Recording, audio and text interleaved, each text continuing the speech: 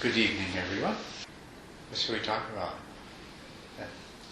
I've got different definitions of consciousness floating around in my head, and there are all these different associations from Jung's conscious and unconscious to I'm thinking when I'm focusing on my breathing, this is a conscious process. Mm-hmm. But what I'd like you to talk about is how it works, and is it the chain of arisings?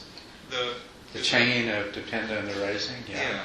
So it shows up there, and it also seems, if I remember the whole chain correctly, that consciousness is one step, and then there's one called formations.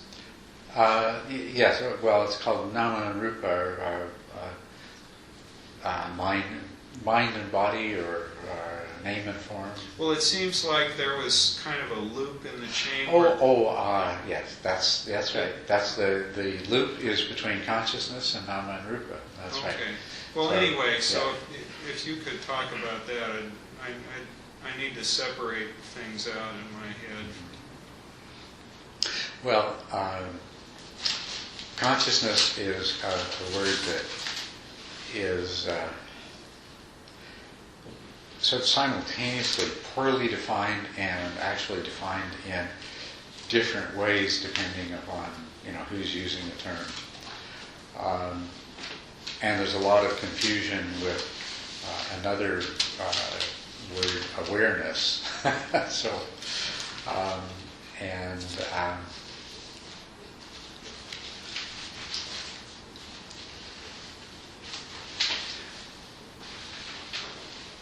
It is very difficult. Probably, in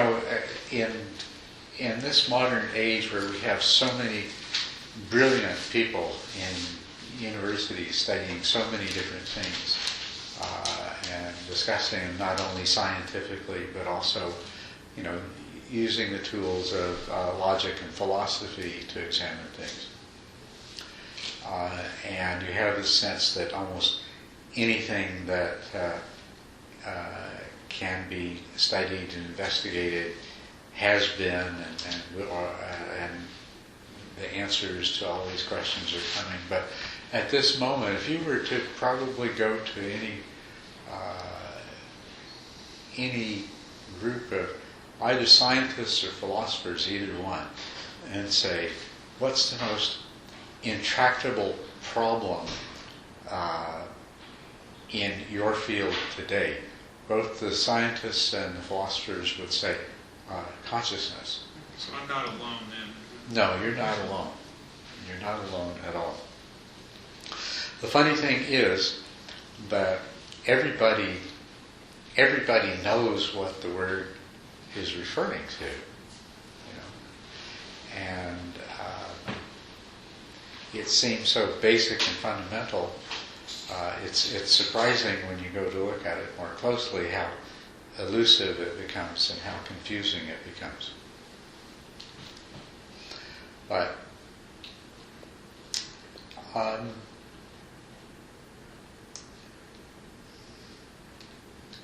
the way if we compare what's conscious with being unconscious, that's pretty straightforward, right? And then we have all kinds of things where we refer to them being as subconscious because we're not conscious of them, but we could be conscious of them, and they're not like unconsciousness, they're like some kind of mental activity that's taking place. But clearly, when we refer to something as subconscious, what we're saying is that even though there's a process taking place, even though we might have been conscious of it, or we might at some time to be able to be conscious of it, we're identifying it as something that we're not conscious of at the moment. And so this kind of brings us back to this intuitive understanding that we all have of what it means to be conscious. And when we reflect on that, we see that we we always find consciousness in association with an object of consciousness. It's not particularly meaningful to speak of consciousness separately as being present without an object of consciousness. And in fact, we can't really imagine that if we're conscious. And this is one of the things that you do in meditation, is you keep refining the states in your mind till there's no longer any thoughts, but you're still conscious. Well, what are you conscious of when you're not conscious of your thoughts? Well, it turns out to be a more subtle kind of thinking. Or else, of course, you're conscious of things that are sensations. But you keep refining this, and what is really clear is that consciousness and objects of consciousness, at least in our ordinary experience of it, ordinary understanding of it, always occur together. Now, and that is the meaning, actually, of the word that is used in the Buddhist teachings. That is translated into English as consciousness, vijnana. And what the jnana means, knowing, and what the V prefix to it is that it is dualistic knowing. There is the knower and the known. And so everything that the word vijnana applies to, which we translate into English as consciousness, is a dualistic experience of there being some object that is known and some separate knower that's doing the knowing, or even just a separate. Anyway, there's a duality there. So if we go back to the links of dependent origination, and if we take there's altogether there's 12. There's different formulations of them, but the most number you ever find is 12. The first two refer to the past, and the last two refer to the future. So if we focus on the 8 in the middle, and I think that's what you were talking about there, the first of those 8, which would be the third out of the 12, but the first of the 8 is consciousness. And the second of the 8, or the fourth of the 12, but the second of the 8 comes right after it, is name and form, or nama and rupa. And what you were also referring to is, if you look, when the Buddha is describing his enlightenment and his reflection upon, basically his discovery of these links of dependent origination, he says that with consciousness as a cause, nama and rupa arise, and with nama and rupa as a cause, consciousness arises. And he says these two turn back upon themselves. And in this way, they stand apart from all of the other links of dependent origination, which appear as sort of a sequence. This leads to that, and that leads to the next, and so forth. We have these two that go back and forth on each other. Now,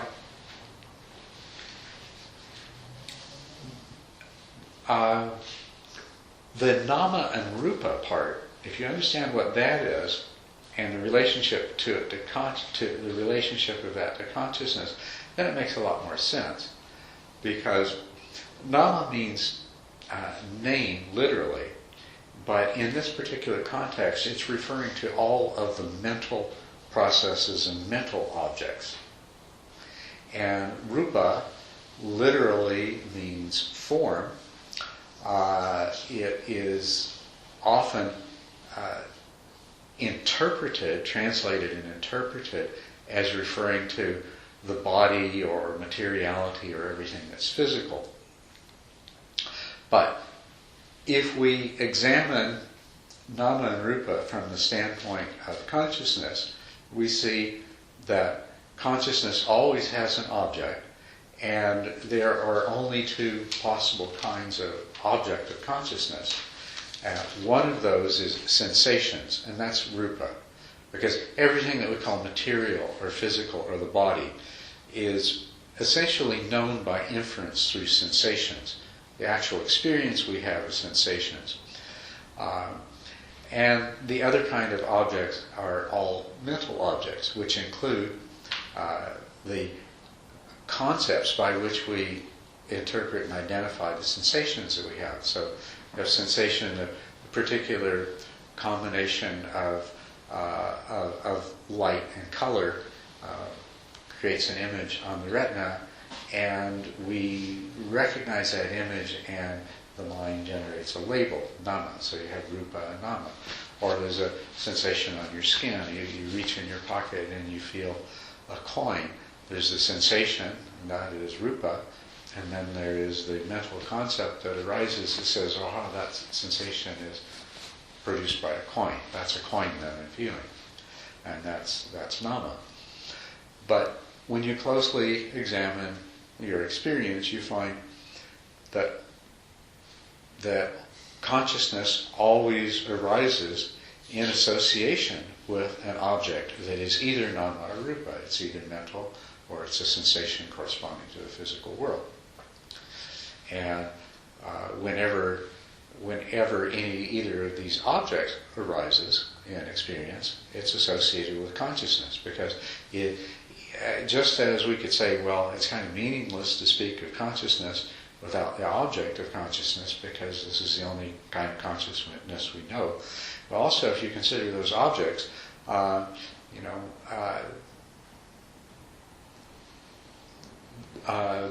we might infer and like to believe that those objects have some existence separate from our being conscious of them, but the only time we know there's a tree in the forest is when we're experiencing it, and the rest of the time it's just an assumption. See? So this is the relationship between consciousness and nama and rupa, and that's why that's one of the reasons that the Buddha said, with consciousness as a cause, there's nama and rupa, and with nama and rupa as a cause, there's consciousness. There's also some other subtleties in here. Buddha basically defined the individual, the person, as nama and rupa. That's what we are, as nama and rupa. So nama and rupa is an individual, a person, a living, sentient being. And so the other way these two fold back on each other is that where there is consciousness, there is a sentient individual being. And where there is a sentient individual being, it is a being, and it is sentient by virtue of its having consciousness. So these two always occur together. So that's the meaning of that. Which still doesn't answer the question, what is consciousness? Well, I was interested in how that chain worked, and that really helps me see that a lot in the loop. I can see the loop too. Yeah, that's and it's good to. I'm really pleased that you're looking at this closely enough that the question arises, and it's one that it needs to be understood. Otherwise, you're just sort of glossing over the significance of the way that these things are arranged. One of the things that is not often appreciated is the approach that Buddha took was the most totally experiential approach of any philosopher or anybody who's ever made an attempt to describe things. It's totally experiential. And if you understand that, then you understand that then you can see, when he speaks of right view, he's saying right view is recognizing that all that you are, that your entire existence consists of a sequence of causally related experiences. And each experience consists of consciousness and an object of consciousness. And so your whole what you are presently and your history and your future is a sequence of conscious experiences that are woven together, attached to each other through causal relationships to form a single thread or stream or continuous sort of mental stream of consciousness or stream of conscious experiences. So when he's talking about the links of dependent origination, that's actually the starting point is right view, is recognizing where there's consciousness, there's nama-rupa, where there's nama-rupa, there's consciousness, and this constitutes the individual. There's another little subtlety here too. When nama and rupa are further broken down, the nama and rupa are the five aggregates. They equal the five aggregates. Rupa is one of the five. The other four are feelings, perceptions, mental formations, and consciousness. So you see, consciousness is actually included in the five aggregates. So in those two links, consciousness and nama and rupa, there is even. This is actually a pattern that you see in all of Buddhism. Is everything that otherwise appears to be a conceptual unity it actually holds itself within itself. You know, it's like the second part of the Eightfold Path is right understanding, and what is right understanding? It's the Four Noble Truths and the Eightfold Path. You find this over and over again, where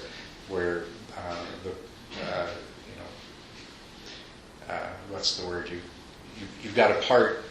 You've got one part actually included, and you keep coming back on yourself. And so this happens with those two, consciousness and nama and rupa. Consciousness is associated with nama and rupa, and the nama part of nama and rupa actually includes consciousness. It's like a feedback almost. Yes, it's like a feedback. It's sustaining them. And if you look at the way the other links of dependent origination are described or unfold, where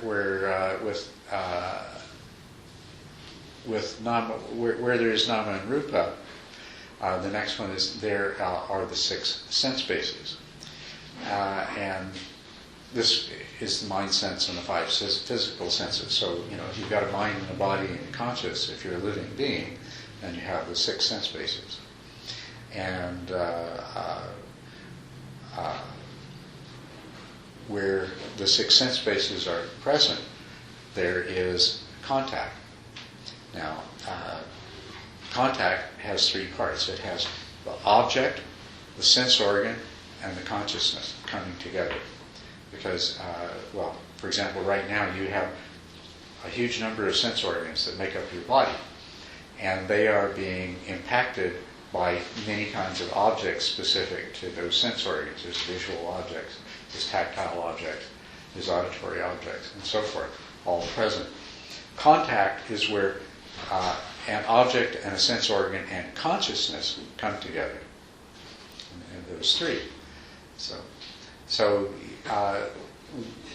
then it begins to make a lot of sense. Okay, why Buddha described this as where there's nama and rupa, there will be the six sense bases, and where there's the six sense bases, there will be contact.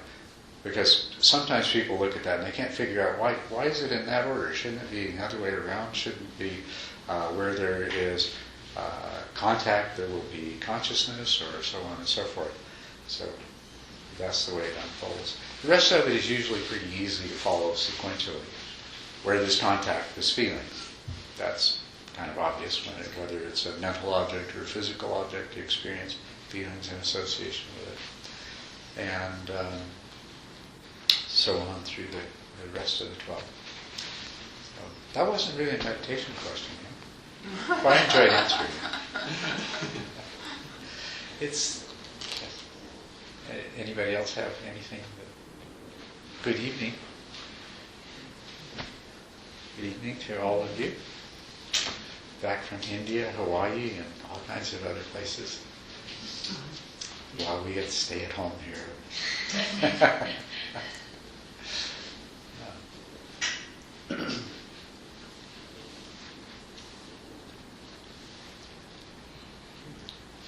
For those of you that came in and picked up on the last part of that, it was a question, basically it was a question about the 12 links of dependent origination and the relationship between them and what they actually signify. So that's what you missed out on. And I'd like to say, I know that sometimes you look at these lists of 12 links of dependent origination and the Eightfold Path and the Four Noble Truths and the 7 Factors of Enlightenment and all of these different things. And they may seem dry, they may seem confusing, they may seem not terribly relevant, and so on and so forth. They're far more useful and far more valuable than they may at first appear. And the reason that they've lasted in the form that they have for 2,500 years is that they are really powerful tools for understanding. And so they are well worth coming to grips with and getting to know. They're not nearly as difficult to grasp as they appear. A lot of times you pick up something and you read about the 5 aggregates, and when you're finished, it's like you're not sure what on earth use that really is. So you're nodding your head, you have that experience. And unfortunately, a lot of the explanations you get are they're not written in the kind of language that we speak today, even though they're translated into English. And they use a lot of terminology that might not be, without some explanation, might not really be clear. So you'll take the word that is expressed and you'll understand it in a general sense, whereas it has a very specific kind of meaning. So they're often not well explained. So and that's one of the reasons that I'm here, so that you can ask questions about these things when you don't understand it. Take my word for it, though. There is an incredible, rich, powerful wisdom in these seemingly obscure and so what, who cares kinds of lists of things. And that's really what I want to help you to come to understand. Yes? I hope this is an okay question. At Shinzen's thing at the U of A on Sunday, you got a rave review from him, which I thought was great. But it seemed like you both talk about Vipassana meditation, but it seemed like his approach was to me, completely different than your approach. Well, he has a very unique approach.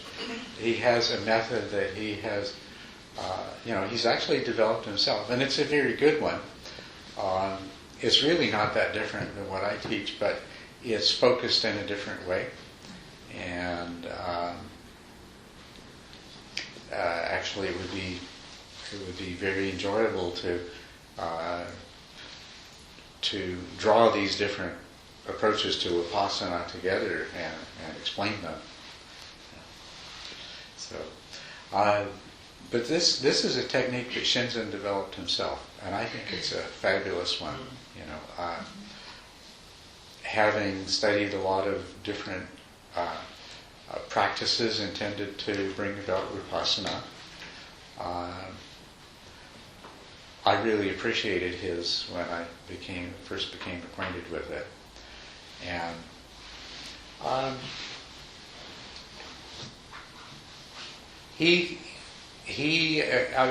use his words. We do take a little bit different approach to things.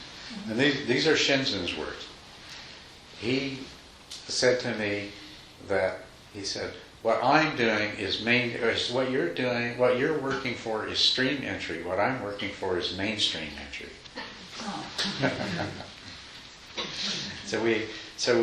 Our focus is a little bit different. But that's not to say that you can't, I not only can't, but won't achieve stream entry using Shinzen's Vipassana method. But you will discover so much about your own mind, and you will be able to relieve so much of your suffering using his method. All of these methods are really good, but his really focuses on dividing, as he says, divide and conquer, or disentangle and liberate. And it's very good. Maybe that's one of the things that we could talk about later, if you're interested, if other people are interested. Yes?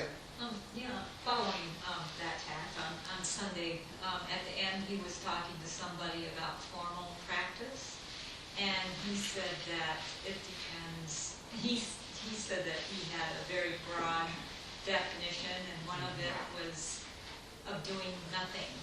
Mm-hmm. And I did not get a chance to ask him, do you know what he meant by that? Mm-hmm. Yes, that's an advanced practice.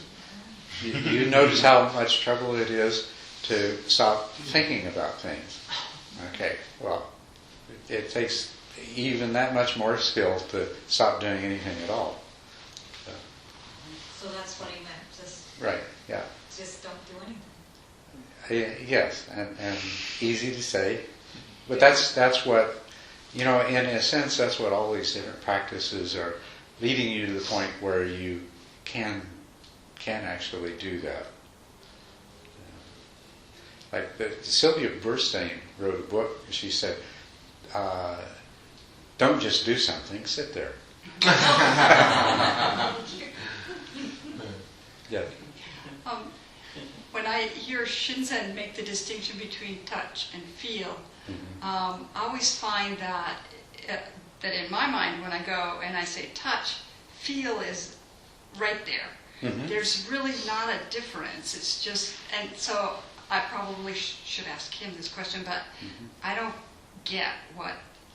I know he says feel has an emotional component, but as soon as you notice touch, you either are feeling that that's pleasant, unpleasant, both of which then often have a reaction. Right. Pleasant, I want more; unpleasant, contract and move away from, or some neutral. That's the entangled aspect. Tell you what, since there's the interest, and since a lot of you were at Shinzen's talk on Sunday, and those of you that weren't, I'm sure you can follow along.